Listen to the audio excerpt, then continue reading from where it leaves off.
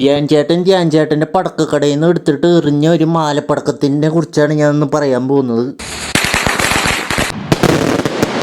പടത്തിന്റെ തുടക്കത്തിൽ ഗോൾഡ് സ്മഗ്ൾ ചെയ്യുന്ന ഒരു ഡോണിനെ കാട്ടിട്ടാണ് പടം തുടങ്ങിയത്. അപ്പൊ മൂപ്പരുടെ ഒരു പേര് പറയും. ആ പേര് കേട്ടാൽ തന്നെ അറിയാം പടത്തിന്റെ അവസ്ഥ. ഒരു ലോക്കൽ ഡോൺ ഉണ്ടായിരുന്നു, CP മൂസ. ഒരു ഡോണിന് ഇടാൻ പറ്റിയ ബെസ്റ്റ് പേര്.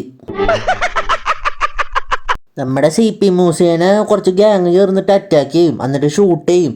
ബട്ട് എന്ന് പറയുന്ന ഒരാളാണ് ആ ഷൂട്ട് ഔട്ടിന് കാരണം. അയാൾ ആ ഗോൾഡ് എടുത്തിട്ട് വേറെ സ്ഥലത്ത് പോയിട്ട് സെറ്റിലാവും. പിന്നെ കുറച്ച് വർഷങ്ങൾക്ക് ശേഷം ഉടുപ്പി ബാങ്കിൽ നമ്മുടെ ധ്യാൻ ചേട്ടൻ ഇന്റർവ്യൂവിന് വരും. അപ്പൊ മൂപ്പരെ അപ്പോയിന്റ് ചെയ്യും അവിടുത്തെ ബാങ്കുകാർ. ധ്യാൻ ചേട്ടൻ എന്നിട്ട് അപ്പോയിന്റ് ചെയ്ത് ആ ബാങ്കിലേക്ക് പോവും. അവിടുത്തെ വർക്ക് കഴിഞ്ഞിട്ട് വീട്ടിൽ പോകുമ്പോൾ ഒരു കർച്ചീഫ് ലവ് സ്റ്റോറി ഉണ്ട് നമ്മുടെ ധ്യാനേട്ടന്റെ. ഹലോ ചേട്ടാ, ഈ സീറ്റ് ബുക്ക് ചെയ്ത് വെച്ചതാ. കർച്ചീഫ് കണ്ടില്ല, അത് ഓള് വെച്ചിട്ട് പോയത്. എന്താ ധ്യാൻ ചേട്ടാ ക്രഷായോ?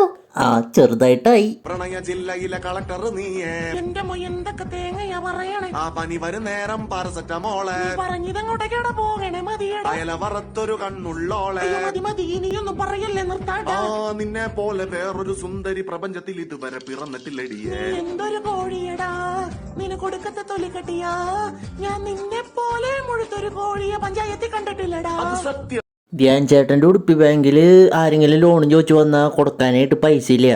അപ്പോൾ അത് മെയിൻ ബ്രാഞ്ചിനോട് പൈസ തരാൻ പറഞ്ഞപ്പോൾ അവർ തരില്ല എന്ന് പറഞ്ഞപ്പോൾ അവർ ഡൗട്ട് അടിച്ചിട്ട് നമ്മുടെ ധ്യാൻ ചേട്ടൻ സിറ്റിയിൽ പോയിട്ട് അവരുടെ വെബ്സൈറ്റിൽ പോയി നോക്കുമ്പോൾ ഉടുപ്പി ബാങ്ക് എന്ന് പറഞ്ഞിട്ടുള്ള ഒരു ബാങ്ക് തന്നെ ഇല്ല. അപ്പോൾ നമ്മുടെ ധ്യാൻ ചേട്ടന് മനസ്സിലാവും ഇത് ഉടുപ്പി ബാങ്ക് അല്ല ഉടായ്പ ബാങ്ക് എന്ന് മനസ്സിലാവും. ധ്യാൻ ചേട്ടൻ എന്നിട്ട് ആ മൂപ്പര് അപ്പോയിന്റ് ചെയ്ത ആളെ പോയി കാണുമ്പോൾ മൂപ്പര് ഇനി കൂടെ നിന്നില്ലെങ്കിൽ എല്ലാ കേസും നിന്റെ തലയിൽ വെച്ച് ഞാൻ പെടുത്തുമെന്ന് പറയും. ഇവർക്ക് എന്നിട്ടാ വേണ്ടതെന്ന് വെച്ചാൽ നമ്മുടെ CP മൂസ ഇല്ലേ, നമ്മുടെ ഡോൺ, മൂപ്പരുടെ സ്വർണ്ണ ബിസ്ക്കറ്റ് ഉള്ള മറ്റേ ബട്ടിയില്ലേ, മൂപ്പര് ഇവിടെയാണ് താമസിക്കണേ. അപ്പം അയാളെങ്ങനെയെങ്കിലും ഒന്ന് പറ്റിച്ചിട്ട് ആ ഗോൾഡ് മൊത്തം സ്വന്തമാക്കാനാണ് ഇവരുടെ പരിപാടി. ധ്യാൻ ചേട്ടൻ എന്നിട്ട് ഇൻകം ടാക്സ് ഓഫീസറെ കാണും. എന്നിട്ട് ബട്ടിൻ്റെ കയ്യിൽ കുറേ ഗോൾഡ് ഉണ്ട്, ഒന്ന് റെയ്ഡ് ചെയ്യണമെന്ന് പറയും. അപ്പം മൂപ്പര് വന്നിട്ട് ബട്ടിൻ്റെ വീട് വന്നിട്ട് റെയ്ഡ് ചെയ്യും.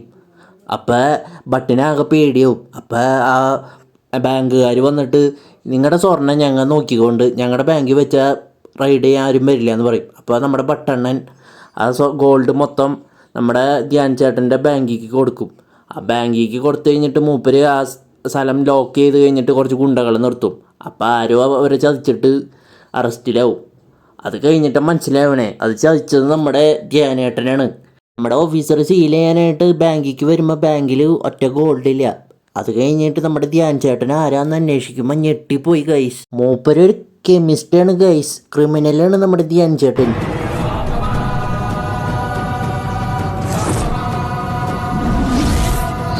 നമ്മുടെ ധ്യാൻ ചേട്ടനുണ്ടല്ലോ ആ ലോക്കറിൻ്റെ ഉള്ളിൽ ഒരു ഷവർ വെച്ചിട്ട് അതിലൊരു കെമിക്കൽ അങ്ങ് ആഡ് ചെയ്യും. അപ്പോൾ ആ സ്വർണ്ണം അങ്ങോട്ട് മെൽറ്റ് ആവും. അപ്പോൾ എന്താ ഇരുമ്പ് മെൽറ്റ് ആവാത്തതെന്ന് ചോദിച്ചിട്ടുണ്ടെങ്കിൽ ഇത് പേട്ടപ്പടമാണ്, അപ്പോൾ ഇങ്ങനെയൊക്കെ ഉണ്ടാവും. എന്നിട്ട് ആ മെൽറ്റായ ഗോൾഡ് ധ്യാൻ ചേട്ടനുള്ള സ്ഥലത്തേക്ക് വരും. ഇത് എന്നിട്ടാണ് ഇത് ഓറഞ്ച് ജ്യൂസാ എന്തെങ്കിലും ആവട്ടെ. എന്നിട്ട് ധ്യാൻ ചേട്ടനെ ഇവിടുന്ന് മുങ്ങിയിട്ട് സൗത്ത് ചൈനയിൽ പൊങ്ങും. അവിടുത്തെ ഏതോ ഒരു ബീച്ചാന്നൊക്കെ പറഞ്ഞ് കാണിക്കണേ. കണ്ടിട്ട് കേരളത്തിലെ ഏതാണ്ട് ഒരു ബീച്ചാണ്. അങ്ങനെ പടം കഴിഞ്ഞു.